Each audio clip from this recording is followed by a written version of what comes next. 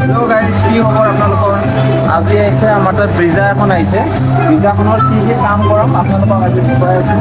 গাড়ীখন গোটেইখিনি লেতেৰা হৈছে আৰু গাড়ীখনত আপোনাৰ ইণ্টেৰিয়াৰটো আপোনালোকক দেখাম। ইণ্টেৰিয়াৰটো চাওক, ইণ্টেৰিয়াৰটো অৱস্থা একেবাৰে বেয়া।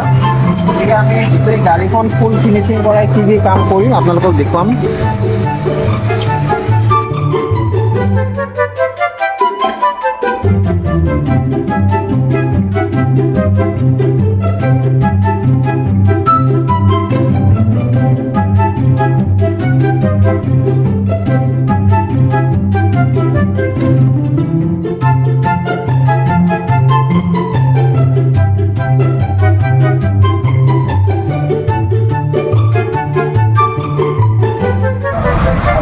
গোটেইখিনি ফুল ফিনিচিং হৈ গ'ল।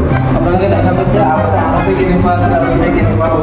ইয়াতে আপোনাৰ গাড়ীখন গোটেইখিনি ৱাছ কৰা হ'ল, লগতে আপোনাৰ যিখিনি ব্লেক মাৰ্কাৰ আছে সেইখিনি গোটেইখিনি পলিচ কৰা হৈছে।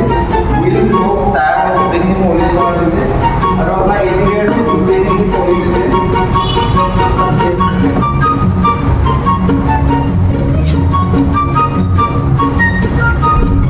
আপোনালোকেও আহিব পাৰে। আমাৰ এড্ৰেছটো হৈছে হাজো কটনী আৰু ওচৰতে আপোনাৰ ব্লক অফিচটো আছে। গতিকে আপোনালোকে ব্লক অফিচ পাৰ হৈ আহি পেলাই আপোনালোকে আহিব পাৰে ভিজিট কৰিব ডিটেইলিং মাফিয়া।